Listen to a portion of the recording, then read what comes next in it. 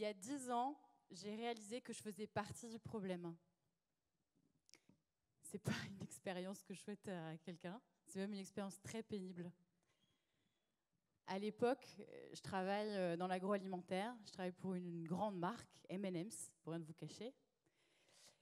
Et je gagne bien ma vie, j'ai une bonne reconnaissance sociale. Mais en fait, je réalise un truc, c'est que vendre ce produit, ça sert à rien. À l'époque, je commence à m'informer sur les effets du dérèglement climatique et ses conséquences sociales. Et en fait, oui, ça sert à rien de vendre des M&M's dans ce contexte. C'est aussi le moment où je deviens marraine d'une petite fille.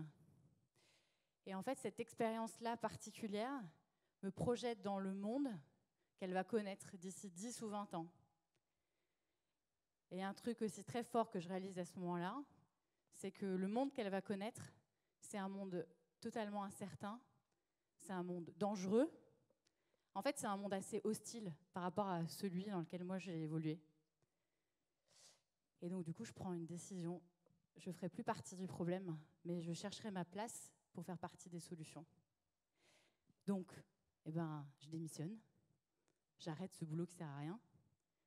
Je déménage et je commence à travailler dans l'associatif, dans l'économie sociale et solidaire.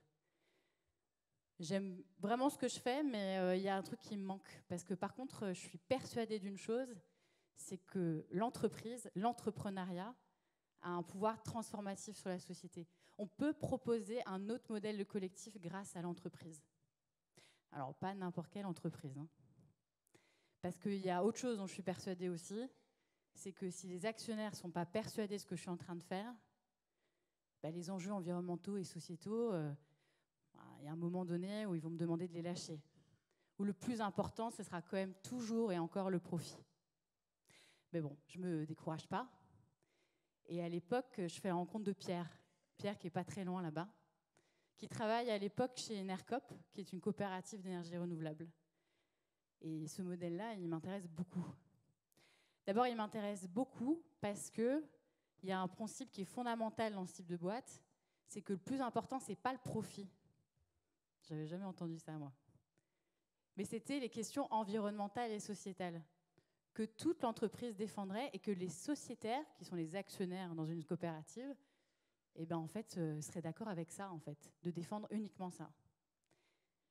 Le deuxième point qui m'intéresse beaucoup, c'est quelque chose qui est pour moi complètement innovant dans le monde entrepreneurial, c'est une question de démocratie économique. Dans les coopératives, on vote sur le principe d'une personne est égale à une voix. Mais ça, qu'on soit fondateur ou fondatrice, ou qu'on soit sociétaire de sa boîte. Alors bon, là, j'en vois quelques mines déconfites. Alors, attends. Donc ça veut dire que dans cette boîte-là, ma voix compte comme celle de n'importe qui d'autre, qui ne connaît rien à mon business, qui n'a pas fait des études de marché sur ce que je fais et qui ne bosse pas depuis 3 ans de manière acharnée sur mon projet. Ça, c'est une expérience de perte de contrôle. Perte de contrôle totale. La première assemblée générale de Télécoop, on a rassemblé 50 sociétaires de partout en France. On les a fait venir à Paris et on leur a posé une question simple. Ça ressemble à quoi Télécoop dans 10 ans? Et là, il s'est passé un truc incroyable, mais complètement absurde pour un entrepreneur. C'est le moment où toutes ces personnes se sont mises à me donner des idées, à nous donner des idées. Dire, voilà, c'est à ça que ça pourrait ressembler. Des idées super, des projets géniaux, voire d'autres complètement ubuesques. Je ne vous raconte pas la tête qu'on a fait au début. Elle dit donc des gens qui connaissent rien à ce que je fais, rien à mon business, sont en train d'imaginer à quoi ça va ressembler dans 10 ans. Et en fait, passé ce moment-là, pas très agréable, on a été remplis d'une très grande joie. Une très grande joie parce qu'en fait, c'est exactement ce qu'on voulait en fait avec Pierre à l'époque. On voulait que Télécoop serve le bien commun. Sauf que pour que Télécoop puisse servir le bien commun, on avait bien conscience qu'il ne fallait pas que ça dépende que de nous. Surtout pas que de nous. Et en fait, c'est ça qu'on était en train de voir, c'est que des parfaits inconnus étaient en train de s'approprier ma boîte, mon bébé, mon premier bébé. Maintenant, j'en ai un deuxième. Plus important d'ailleurs. Mais bon, en fait, c'était ça. C'est ça qu'on voulait. C'était exactement ce qu'on avait bossé depuis des plombes, en fait. C'était en train d'arriver devant nos yeux. Parce que ce qui est clair pour nous, ce qui était clair aussi avec Pierre, c'est que nous, on n'est pas très fans de cette image de l'entrepreneur roi. Je ne sais pas si vous voyez un peu cette photo de 2 ou 3 fondateurs bien habillés en chemise blanche, qui posent fièrement sur normalement des escaliers comme ça, et qui sont en une des Échos, et qui sont très fiers parce qu'en fait, ils ont valorisé leur boîte à plusieurs dizaines de millions d'euros. Ben, en fait, moi, bizarrement, ça ne me faisait pas vibrer cette idée-là. Pour une raison simple, c'est que je ne crois pas qu'on puisse juste réduire le pouvoir d'une entreprise à la seule finalité économique. Ce serait un peu triste. Et puis, ce serait un peu malheureux par rapport à tous les défis qu'on a devant nous.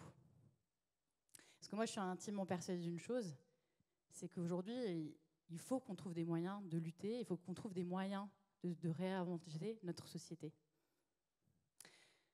Alors, j'ai conscience, quand je dis ça, qu'entreprendre au nom d'une coopérative, ce n'est pas fait pour tout le monde. Puis d'ailleurs, je ne suis pas en train de faire un plaidoyer pour ça, même si pour moi, c'est la plus belle façon d'entreprendre. Par contre, je suis persuadée d'une chose, c'est qu'on n'a plus le temps d'attendre. On doit pouvoir collectivement nourrir et trouver des solutions aux questions environnementales et sociétales de notre siècle. On n'a plus le temps d'attendre. Et aussi, on n'a plus le luxe de faire partie du problème. Il faut qu'on puisse faire partie, chacun, de notre bonne solution. Il y a une autre chose dont je suis persuadée, c'est que dans cette salle, il y a une énergie folle d'entreprendre. Tous, on se lève tous les matins avec une énergie incroyable pour déployer le projet qu'on a envie de mener à bout. C'est clair, on fait tout ça tous les matins. Ben moi, il y a une partie de moi qui espère qu'on sera le plus nombreux possible à dédier cette énergie d'entreprendre pour régler les plus beaux enjeux de notre siècle, les plus importants enjeux de notre siècle, les enjeux climatiques, les enjeux sociétaux. Parce que là, il s'agit maintenant de trouver une façon d'offrir un avenir soutenable et vivable pour les générations futures. Je vous souhaite une très bonne soirée et je vous donne rendez-vous du côté des solutions. Merci à vous.